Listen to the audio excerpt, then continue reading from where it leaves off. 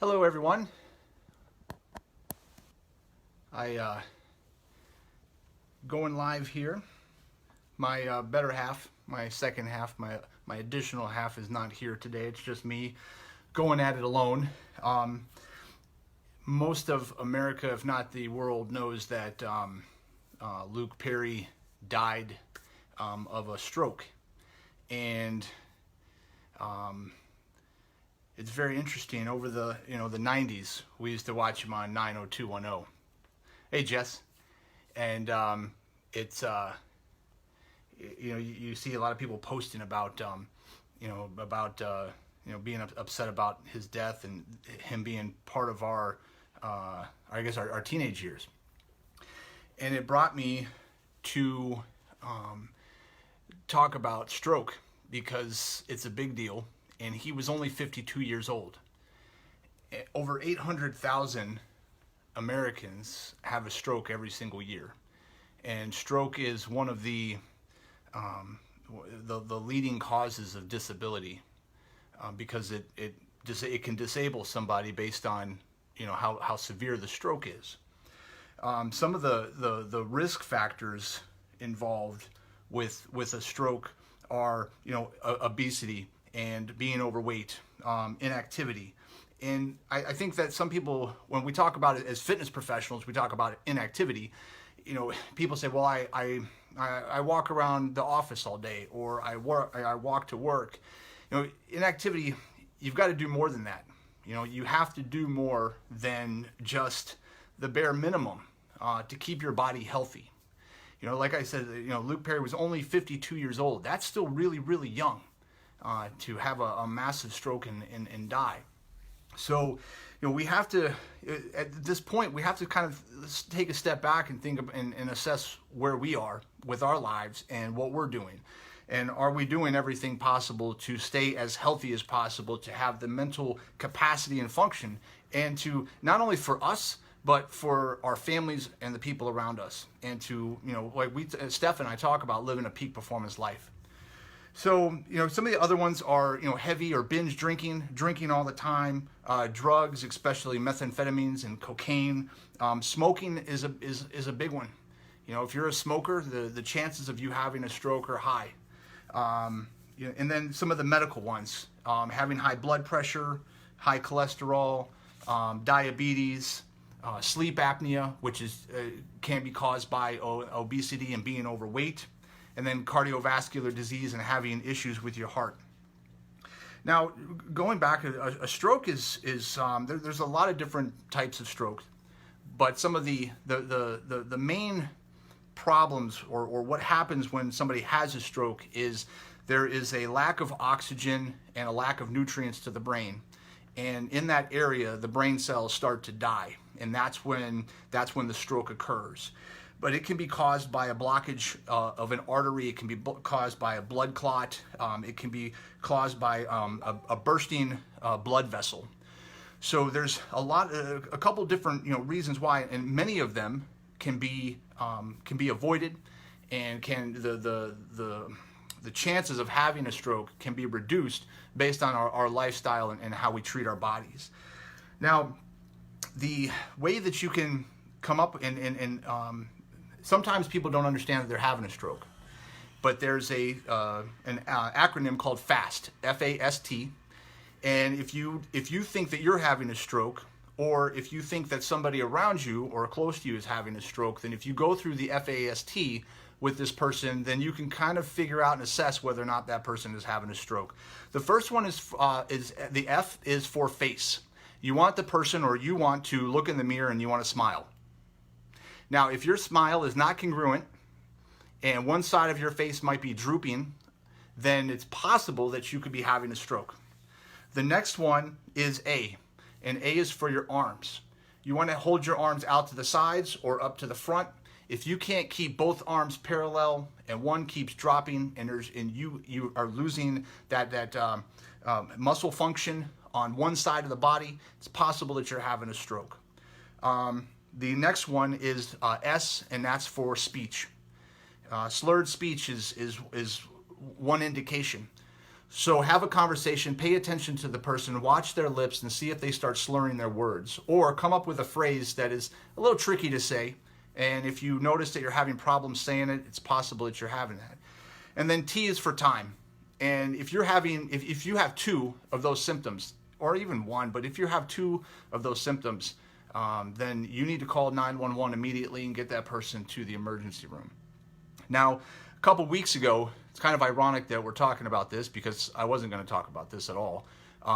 Someone very close to me had a stroke about 2 weeks ago, and we don't take this stuff serious when those things happen, right?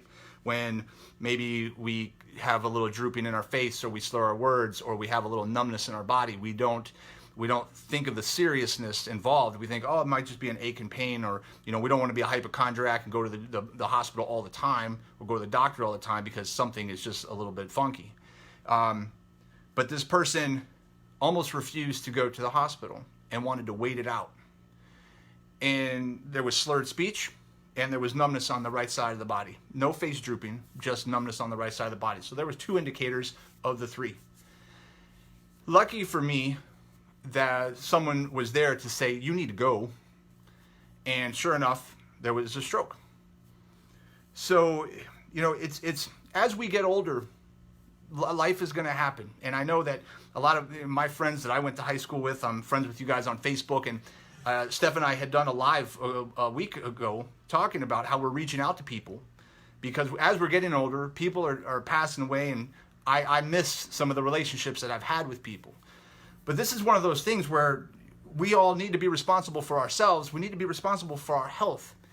And there's going to be a time when, if you keep doing dumb things to your body, the chances of bad things happening is going to go up.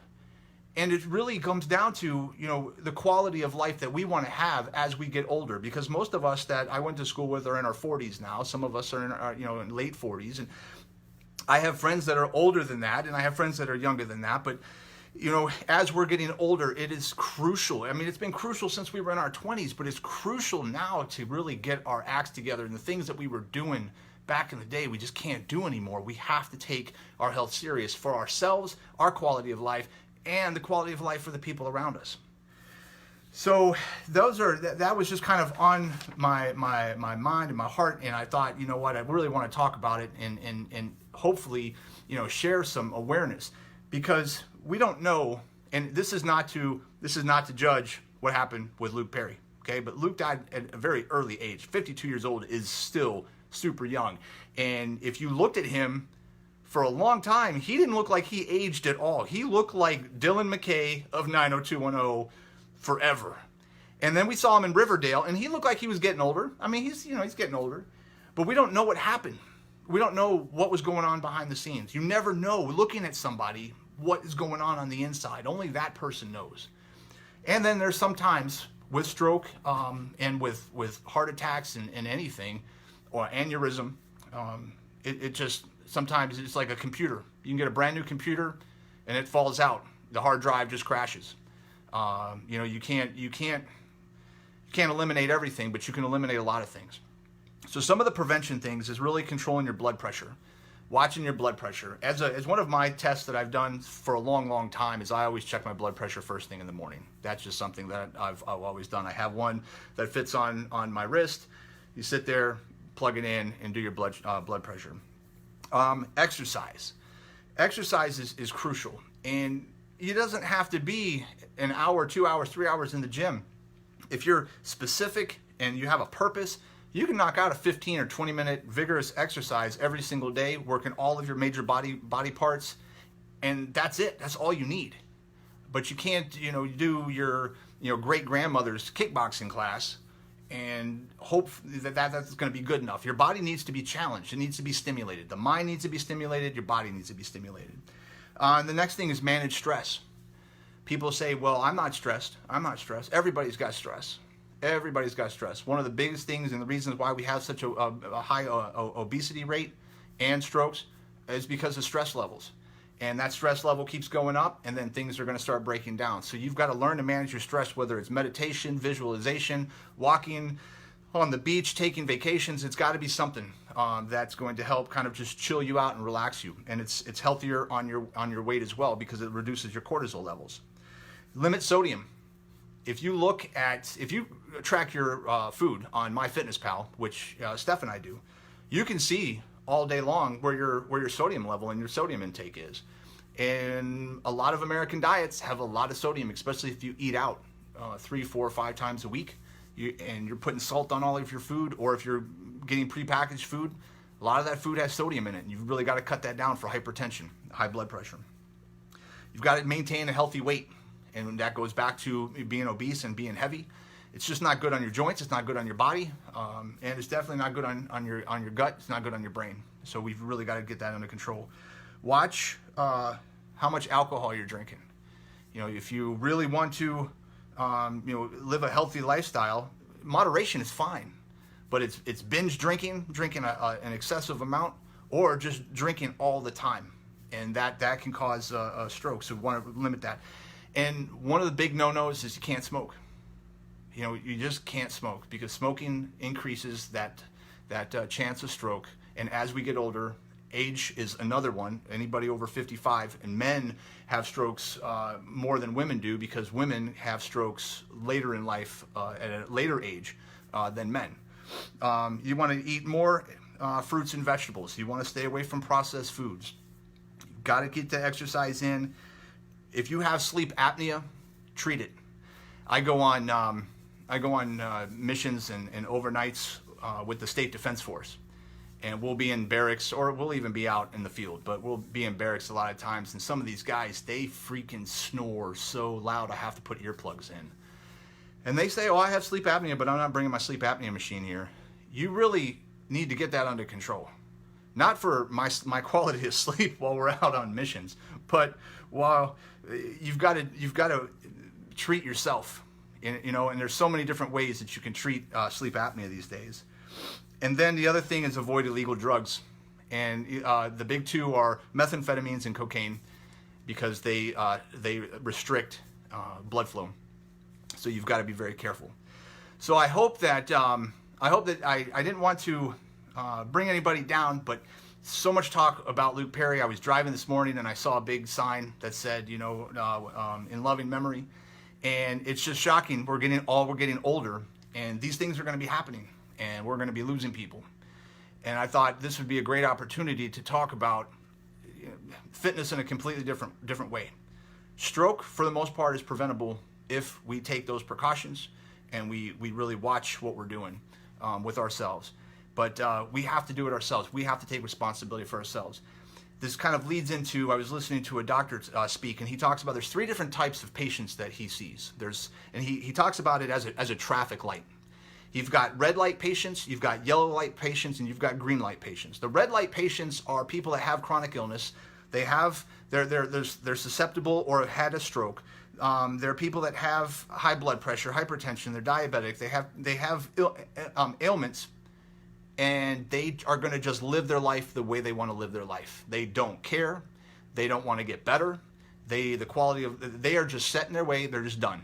And that's a red light type patient. No matter what you do or how much shaking that you do with this person, they're not going to change. A yellow light person, we see these in fitness a lot as a personal trainer. A yellow light person is somebody that has a chronic illness or wants to better themselves. They do it for a little while and then they stop.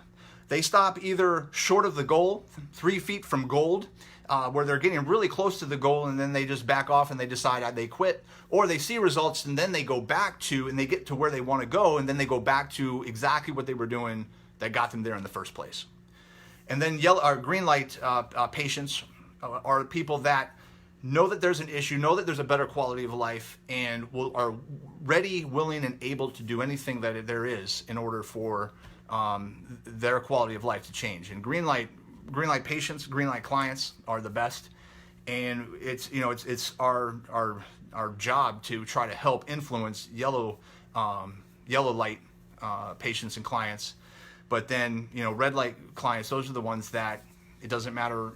You're going to get frustrated and upset. And I know we all have family members that are probably like that. That no matter what you do, no matter what you say, they're not going to change. And it's just frustrating because you're like, I want you to be around for a really, really long time. And I just see you being self-destructive, eating Fritos and eating Twinkies and eating Girl Scout cookies. And, you know, it's just like you've got to do something. So I hope that you take this, and if you need to learn more about it, if you're just joining us now, you know, I talked about how to see stroke and the signs if somebody's having a stroke and whatnot. But maybe share this with somebody, and I hope that, you know, we all take this time and reflect on it, but then understand, you know, there's something that we can still do. We're still here, and we can start living a better, healthier, and a higher peak performance life today. So you could drop me some comments below, drop me a wow face, because I like the wow face. Please share this if you felt it was good information for somebody, or somebody might need to hear it. And as always, I am a trainer. I am focused on fitness, nutrition, and empowerment. And if somebody does need help, if you do need to lose weight, if you do need help reversing chronic illness like diabetes or hypertension, high blood pressure, something like that, then I can help you with that. Just private message me. But until next time, start strong, finish stronger. Bye, guys.